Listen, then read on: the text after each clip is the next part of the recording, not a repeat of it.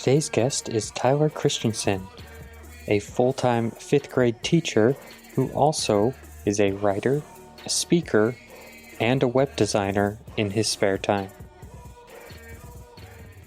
Welcome everybody to this edition of the Hustle of the Day podcast. I am here with Tyler Christensen.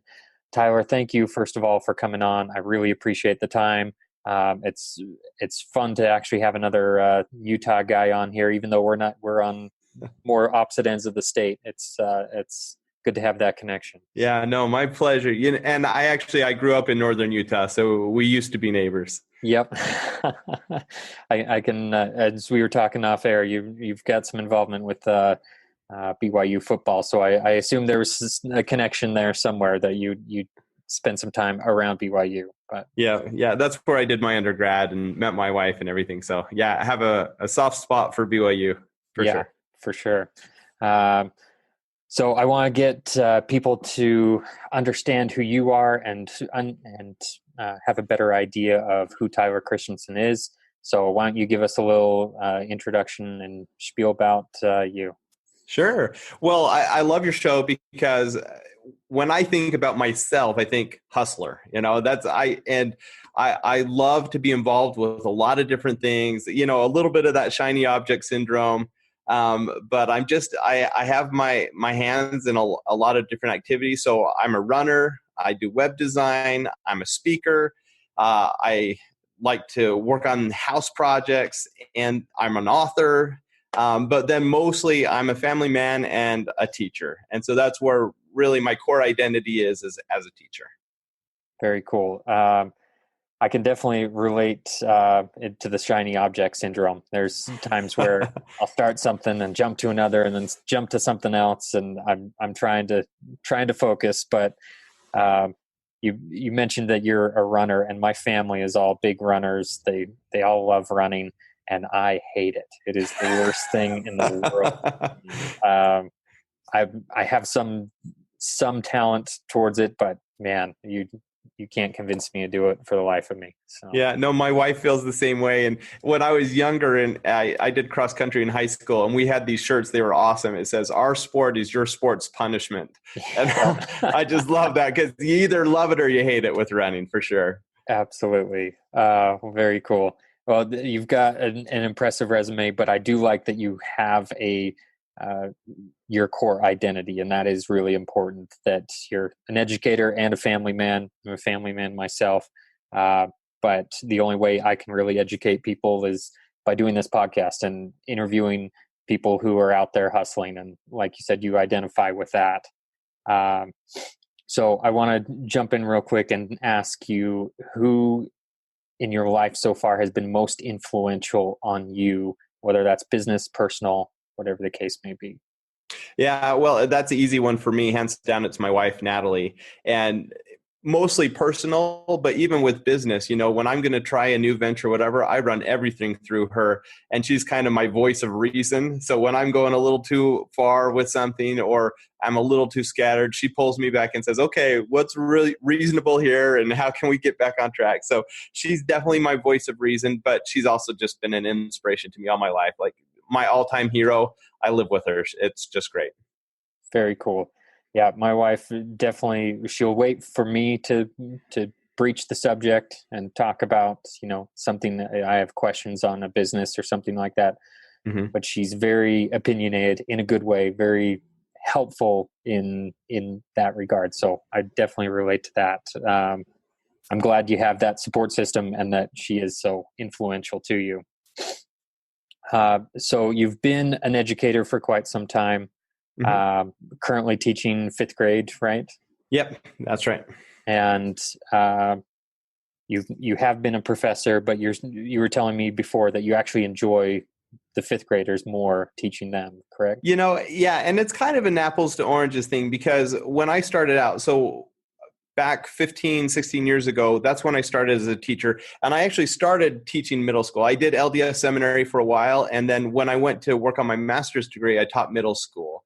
From there, I went to work on my PhD and became a professor. And I loved it. In fact, I thought that was my dream job. I loved going to work every day. I loved teaching. I loved that environment where I could really write my own curriculum and decide what was important. But then through a bunch of different changes in our family circumstance, we ended moving across the country here to southern Utah. And I found myself in fifth grade, and it's totally different than what I expected. Even though I was teaching fifth grade teachers, that was my job as a professor, was to teach elementary school teachers. So I'd been in that world, and I observed in hundreds of schools, and so this world isn't totally new to me. But going through it now as a brand new teacher, this is my third year teaching, and it was overwhelming at first, and then so rewarding since. And it's still hard. I mean, fifth grade, I have to be honest, it's a lot harder than being a professor. But it's also awesome to see the change you can make in your students' lives. And so I love it. It's a great job. Very cool. So you've been teaching quite a bit, but how is it that you got into some of your side hustles? We've talked, and you've got more than I can remember because there's so many side hustles. But how did you get involved in doing something else on the side, I guess? You know, it's not much of a stretch when you think about it. As an educator, I really value learning. And so when I get interested in something, I dive into it. And so that's how I started writing books. That's how I started doing web design on the side, and is how I started doing product reviews. I got interested in something where I had a need in my life. And so I pursued that thing. And that's how I started. Almost all of my side hustles was I was interested in something. So I looked at it, and it grew into something bigger. Very cool. Not many people would take something that they're interested in and see how they can profit from it and, turn it into a business, more or less. Most people just say, oh, I'm interested in that. And then they move on. And yeah. Well, that's the cool thing about teachers, though, is teachers know that the best way to learn something is to teach it. And so if you're interested in something, you want to create a product, you want to create something that you can share with others. So it's kind of a natural extension of just being a teacher. Good point. I that's a good way to look at it. Not the way I would typically look at it, but it makes a lot of sense. So starting all these side hustles, being a teacher, being a family man, in that time frame while you're starting up these side hustles, what was your biggest failure, and what did you learn from that? Honestly, in every single endeavor I've started, as far as side hustles are concerned, anyone that's been successful started with failure. And I think that's just part of life. No matter what you try, the faster you can fail, the better off you'll be, because then you know the wrong ways to do it, and you're going to learn from that. And so I think for me, if I had to say the biggest failure, it would be waiting to take action. And I know, especially when I was in graduate school and things like that, I kept saying, well, when I become a professor, or when I have a summer break, or when, and I would put things off. When I learned to stop waiting and just take action, that's when things started taking off for me. Absolutely. Taking action is monumental when it comes to starting a business. But the common phrase, is fail fast, fail often. You try and get that out of the way quickly, so that you can move on and get that success. So, yeah. Well, and the funny thing with that is, in our school systems, and I'm part of the problem here, is there's such a culture of failing is wrong, failing is bad. We give report cards that show when you failed and make a big deal out of it. And in the entrepreneurial world, we know, of course, we want to fail often and we want to fail fast. But I think we've been kind of encultured that failure is a bad thing. And so too many people avoid failure. They don't know that it's okay. It's just part of the process. And that's a struggle I have as a teacher, is reprogramming my students to realize that they need to take some risks. They need to try some things that are hard. And it's a challenge. So speaking of that, how do you balance that, reprogramming them that failure's okay, risks are okay, but then also trying to balance the parents that want the good grades and things like that? Yeah, that's the challenge. And now, honestly, the parents, that's one of the biggest obstacles. I would say the biggest thing I do is I give them lots of opportunities to do hard things. So like, I encourage my students to try to write their first book, in fifth grade. That's when my daughter did that last year as a 10-year-old. She wrote a book and published it, and it was a great experience. Wow. And I try to encourage my students to do big things like that. And inevitably, when they try a big, hard thing, they're going to fail. So then I'm there to support them. And so it's giving them a challenge, having them do, like one of the things my students do is they read 50 books during the year, and 10 of them have to be nonfiction. And most of my students have never read nonfiction. So they're reading stuff like Rich Dad, Poor Dad in 5th grade. And it's a challenge for them. They like the stories, but they don't like that, it takes a while to get to the next good story. But as I support them in that, and as we talk through things, then they realize, okay, I'm benefiting from this. It's making me a better person. I'm developing a skill or whatever. And so once they've done that a few times, tried hard things and not had success the way they wanted, it gets a lot easier. So the question I have for you then is, can we move by you? My oldest is in 2nd grade. That would be awesome to have her reading those kind of books in 5th grade at school, It's fun. Well, cool and curriculum. I do that with my kids. I do story time every night with all 4 of my kids, including my 14-year-old teenager. And we read together every night, and he's read books like that. But the coolest thing about being a parent is reading it with them, because he'll read a page, then I'll read a page, we'll talk about it, and that's our bedtime story for the night. And some of my best memories in my whole life have been reading cool books with my kids. Very cool. Yeah. Right now, my daughter's in 2nd grade. She's really diving into chapter books now. I mean, granted, they're not really Magic Tree House. Yeah. They're not really deep, but that is cool that you have those experiences, and they'll grow from that by reading those books at such a young age. I think of all the times I've experienced people who are, 18, 19 going to business conventions and things like that. I'm like, man, if I had the same head on my shoulders at your age, I would be in a completely different place. So yeah. Well, and don't you wish that when you were 10, you read the 4-Hour Work Week, or for sure. That's a game changer for kids. So yeah, absolutely. Unfortunately, I grew up around parents who are entrepreneurs, but it's still, you're not there with them most of the time, so you don't see everything how it typically goes. But so you resonate a lot with the word hustle. How would you personally define the word hustle? We talked about this a little bit before, and honestly, I haven't really thought of a definition. I'd say hustle is just taking action. I think I'd keep it simple, and it's taking action in a way that it's going to benefit your life and someone else's life. So you can take action by watching Netflix every day, but that's not a real productive hustle, right? And so if you're doing something to make the world a better place, I think that's where hustle comes in. Very good. So don't hustle on Netflix. Unless you're riding your bike while you watch. That's what I do. Okay, there you go. I've tried to do that, and it's hard for me to focus. I've just got to turn up some loud music or something, and that's what gets me going when I'm working out. Yeah. So I want to talk about some, like we mentioned, there's lots of side hustles you've had. Take me through some of those things, just a brief overview of what you're doing as side hustles, and then we can dig in a little deeper on a couple of them.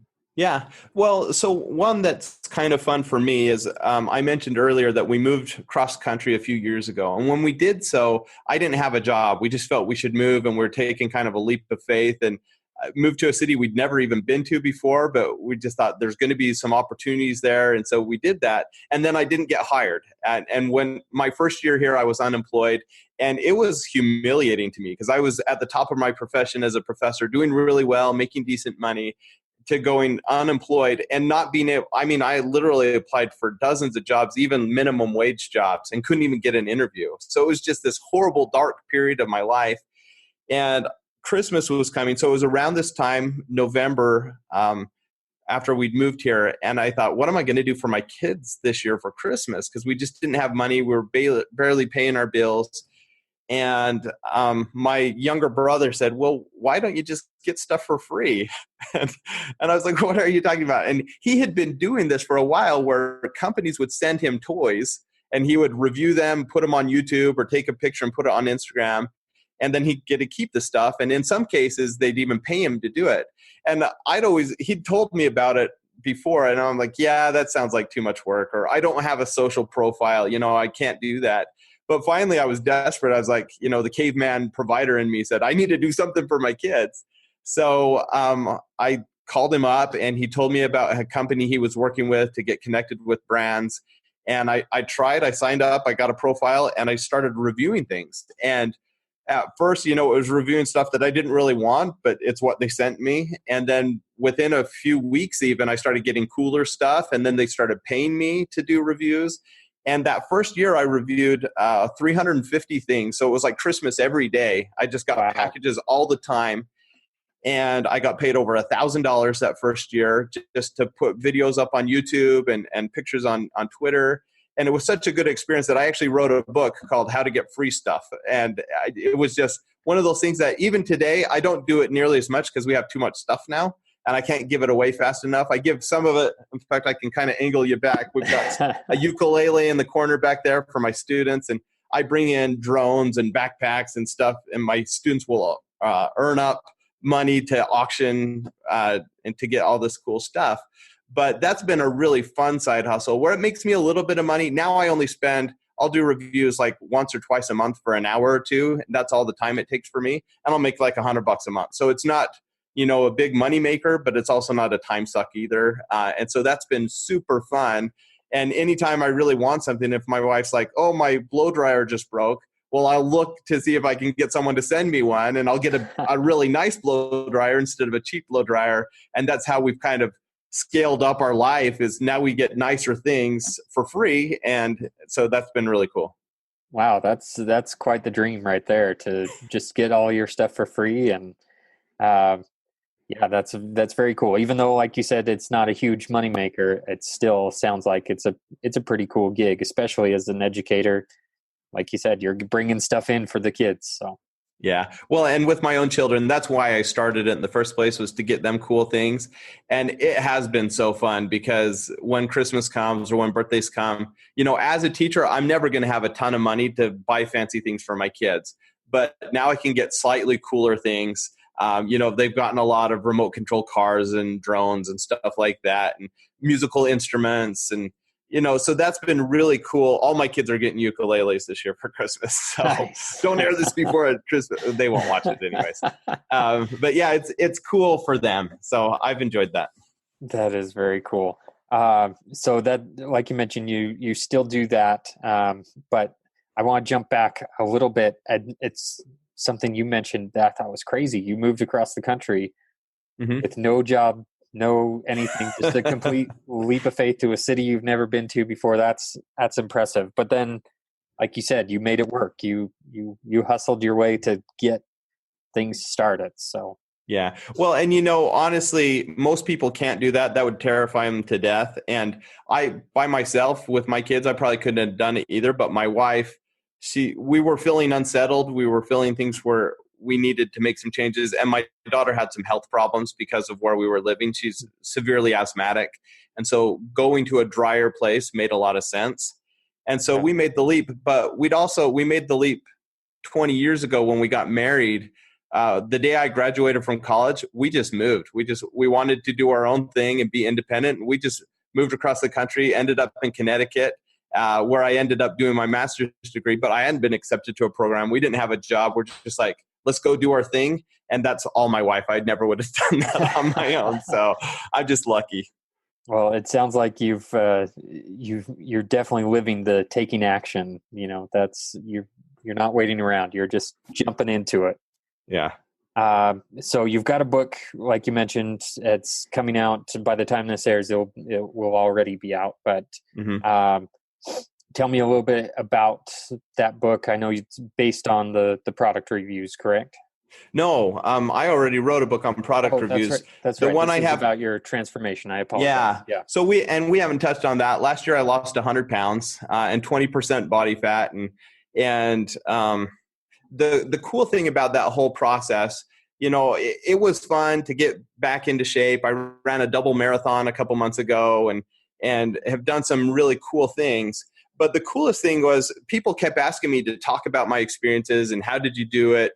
And as I started talking on podcasts or on YouTube channels or even in speaking gigs to high schools and stuff like that, I realized that the things that allowed me to lose weight and keep it off and feel better and live healthier were the same things that I'd been doing with my other side hustles. when I started doing web design for celebrities, or when I became a sports writer, I followed the same process in taking action that I did to lose weight. And so once I started making those connections, I'm like, I got to get this down on paper. And so the book for me was fun because it's part memoir. It's me just telling stories of how I did cool things. And it does talk about the book reviews in there, and it talks about the weight loss journey. But then the second half of the book is putting those pieces together. And I have a 5-step process on how to pick the right kind of transformation, how to organize a useful plan, how to take action and work hard on that thing, what kind of education you need to get, and how that's an iterative process. And then finally, the importance of relationships. And those 5 steps, it's true in anything. I'm sure you could look at your own life as an entrepreneur and say, okay, well, yeah, I've definitely done those things. That's just what we go through if we want to have a cool change or a transformation in our life. So the book's called Unlocking the Power of Transformation, and I use that acronym POWER, POWER, to kind of outline the process. It was fun to write. Yeah, sounds like it was quite the journey, and we talked a little bit about it. But how did that make it? So you related, your side hustles to the transformation, but how has going through that transformation affected your ability to handle all these side hustles?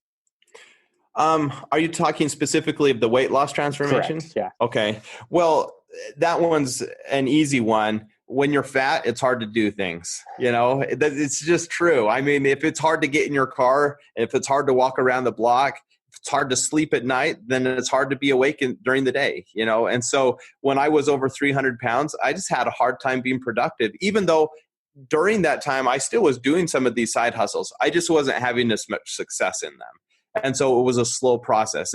And certainly when I improved my health, it just made it easier to do things. I started waking up earlier, and that for me was weird. So I started waking up earlier to exercise so I wouldn't miss time with my kids and wouldn't have to take away from my job, as a school teacher. And so I started getting up earlier, but I had more energy to do it. And so I still wake up at 4:30 every day, and I get so much done between 4:30 and 7:30 when the school day starts for me. That 3 hours, I get so much done. That's when I do my writing. That's when I work on my businesses, my YouTube channel, my podcast, and it's just I've been so much more productive because I'm awake. I have the energy, to pursue things. And then that time I have at home with my family at night, it's quality time because I can now wrestle with my kids again. We can be more active. But even when we're sitting around watching Netflix, and just hanging out, I don't know, being healthier just makes that time even more enjoyable. So it just really has made a difference across my whole life. Absolutely. That's very cool. I relate to that. I wake up at 4:30 myself so that I can get some stuff done before the kids wake up. So, the question is that you kind of answered it a little bit there, but how is it that you balance these side hustles with your full-time job? Well, and yeah, so I did touch on that. The biggest thing is that I have to compartmentalize, right? And so when I'm working early in the morning, the cool thing about being up at 4:30 is there's no distractions. No one's calling you. You're not getting new emails or whatever. And so I'm able to be really productive in those early morning hours. And then the rest of the day, I don't think about it at all. I set it aside. I have no notifications enabled on my phone. I don't do social media during the day or anything like that. And so when I get home and I need to decompress, that's when I do some of those things. I check my email, I get on Facebook, and I relax for a little bit when I get home. But then I have that quality time with my kids. So basically from 6 till they're all in bed at 9:30, those 3.5 hours, I'm fully there with my kids and not worried about other things. And then after 9:30, like a lot of people do their business at night, I can't. My brain turns off by then. So that's my quality time with my wife. And that's when we hang out and do things. So I just compartmentalize it. Now, the truth is I'm busier than I want to be. I'm still full-time 12, 14-hour days on Saturdays, and stuff like that. And so I wish that I didn't have this shiny object syndrome and was pursuing everything. I'm trying, like I mentioned with the reviews, I've way scaled back because it's just not a priority in my life anymore. And I want to focus on the things that matter most. But that's a constant battle, deciding and prioritizing what really is bringing me the most fulfillment in my own life, and how can I get rid of those other things that I still kind of enjoy, but just aren't bringing us much value. So I struggle with that. Yeah, I understand. Now, the question is, with so many of those things, what is your priority in when you're spending 12, 14-hour days on Saturday? Like, what is your priority for your side hustle right now?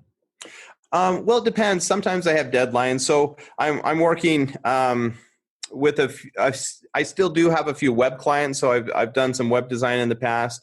And like my buddy, Kyle Collinsworth, he's a basketball player, and I help him with his web stuff. And he just launched some merchandise yesterday. And so I had to hop on to make sure that was all up and things were working for him. And so sometimes those kinds of things take priority. But if I have a clean slate and can do anything, writing is my first priority. That's what I do first thing in the morning. I'll write at least 250 words and just try to do that every day, no matter what.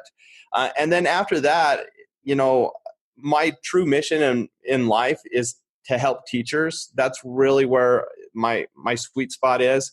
And so I'm working on resources for teachers. How can I make teachers' lives easier? What resources can I develop that will make it easier to be a teacher? How can I help teachers have more fun in the classroom? And so that's where I really spend, if I can choose how to spend my time, that's where I'm at. Very cool. So we talked about how you're creating a platform for educators. Can you dive into that a little bit more, what you're trying to do to help educators? Yeah. So right now, I have big plans for next year. And so I don't have anything currently launched, but I have a new brand that I'm launching called Elementary Teacher Tips, just to help teachers out. And the website's in beta as I'm starting to reach out to other teachers and get their best ideas. But that's what I'm working on. Is it's going to be a podcast and a blog for teachers where we can share resources. And really my big hope with this one is teachers have certain resources already. Like there's a website called Teachers Pay Teachers where you can develop a curriculum and share it with another teacher, and they buy it. And it makes your job easier as a teacher, but then someone's also financially benefiting. And I think sites like that are really great. But the problem is a lot of teachers don't want to spend a penny on anything because they just don't have those extra pennies to spend. And so I'm trying to make a free version of something like that where we can develop resources, have directories of the best resources out there, the different websites and stuff like that. So right now I'm just compiling a ton of information so I can make it easier for teachers to find answers to their problems. And then we'll build from there. So I don't know kind of the long-term vision yet on the site. I'm just trying to make teachers' jobs a little bit easier. Okay. Very cool. That's a worthy goal. And I understand. One of my personal favorite charities is Donors Choose, which allows you to get money directly to specific classrooms. And so I really enjoy that. So you've also got your own podcast going right now, correct? Yeah, I just have one for kind of the health and fitness stuff. It's called After the Run. And I'm not a great podcaster. When I get done running sometimes, I'll record it on my phone. This is what I was thinking about on my run, and I'll throw it up. But I don't interview anyone. It's really raw, unedited. But it's been fun to put it out there because when people ask me, well, what did you do? I can just say, go to the podcast. Very cool. You probably wouldn't want to hear my After the Run podcast notes because it would be a lot of expletives and a lot of why did I do this? Yeah. So you ran a double marathon. Is that something you enjoyed doing, or is that just a kind of I'm going to tackle this, I'm going to achieve this? It was more the latter. I wanted to challenge. I'd run several marathons before, and as I was losing the weight, I was like, I really want to kind of accentuate. Once I hit the 100 pounds lost, I was like, well, what's the next goal? Because if I don't have a goal, the weight's going to come back. And so I wanted to train for something meaningful. And so I trained for that and ran it. And it was a really great experience. I have a number of health problems with my feet. And so I was really nervous that I wouldn't be able to tolerate the pain during the run. But it worked out that I didn't have any issues during the race. My son ran the first 6 miles with me, which was really cool. He hates running too, but he wanted to support me in it. So that was a really cool experience. And the race, just overall, it was called Last One Standing down here in St. George. And it was just, it was one of those races that the people who put it on did a fantastic job. It was just a wonderful experience. I met it, when you're running all through the night, I ran for like 11 hours and pulled an all-nighter. And when you're doing that, the other people who are running it are all crazy people too. And so it's easy to meet them and get to know them and hear their experiences. And so it was a wonderful experience for me, but I'm glad it's over. I'll probably not do it again. Okay. No, I understand that. Like I said, not my favorite, but very, very cool that you got to experience that. Yeah. So what, aside from the education thing, that's your big focus. Is there any other side hustles you're planning to, that have enticed you, the shiny object syndrome, Oh, I'm tempted all the time. And so the big thing is learning to say no to things, trying to stay focused and stick to the things that are really moving the needle, both personally that are making me feel great, but also are helping others. For me right now, the big thing is I've been trying to get into public speaking more and get on stages and work mostly in teacher professional development, working with other teachers, but just getting on any stage. And I didn't know that was a thing. People actually get paid to do that, which is kind of cool. And so I've started looking at that. I'm actually going to a workshop retreat here in a couple of weeks to learn how to deliver a better keynote. And so, I'm in the learning phase of that right now, but that's the one that's getting me really excited is learning how to essentially be a better teacher, and so I'm still working on myself. Very cool. Now, is it ever a goal of yours to have these things take over the teaching, or is teaching always going to be the goal and then supplement with other things to help teachers and whatnot? Yeah, well, that's the cool thing. Almost everything I'm doing is teaching. And so I think your real question is, am I ever going to transition out of the classroom? And I might. I don't know. I really enjoy being here with these fifth graders. I feel like I'm making a positive impact in their lives, and I'm gaining just as much from them. It's something that I go home feeling good at the end of the day, unless a parent was yelling at me. But it's a real rewarding profession. Would I like to have more freedom to teach what I want, when I want, how I want? Sure. And fortunately, I do have summer vacations and things like that where I can do a little bit more and play around with these side hustles and really scale them up. I don't know if I'll transition completely out or not, but I'm not, I'm open to that. Okay. Very, very cool outlook on it that you do get to make a difference and that you do enjoy what you do. So not a lot of people love what they do in their regular job. So that's very cool. Well, I want to be cognizant of your time. So I just want to give you a little bit of time here to shout out any particular people, where people can find you, where they can find more information about what you're doing. Yeah. Well, a shout out to you. I mean, I love that you're doing this with your podcast and that you're bringing this value to the world, helping people be more successful in their side hustles, because I know, as you do, that having a side hustle, having any hustle is just a fulfilling thing. It brings you more joy in your life and it gives you an opportunity to give more value out to the world. And so, I love podcasts, and many people start in the entrepreneur space by listening to people like Pat Flynn with Smart Passive Income, and maybe your Gary V's or Lewis Howes, those kind of folks. And I've loved all those podcasts, but I'm really grateful for the podcasts that focus specifically on what are we doing in our extra time, because most people don't feel like they have extra time, and so I appreciate what you're doing. I love listening to shows like this. It's just really fantastic. Well, I appreciate that. You're too kind, but I do appreciate it. So where can people find you? And yeah, so I have a ton of websites, but my hub is tylerchristensen.com. So that's TYLERCHRISTENSEN. So Christensen.com, and that'll show you where I'm speaking. It'll show you what I'm doing with all my side hustles. So it's kind of my hub to point to all the different things I'm working on. As I have new things come out, like with my book coming out next week, I'll link to it from there. So you can get it on Amazon or wherever, but the link will be on my website. Very cool. And I'll make sure to include a link on this podcast description to your website. Cool. So Thanks. people can find you that way. Yeah. So again, like I said, I appreciate that you took the time out of your day to do this, especially since you're still at the school and trying to get work done. But yeah, thank you again. And I'm sure we'll be in contact in the near future. But for everybody else out there, hopefully this story inspired you to get out there and hustle the day.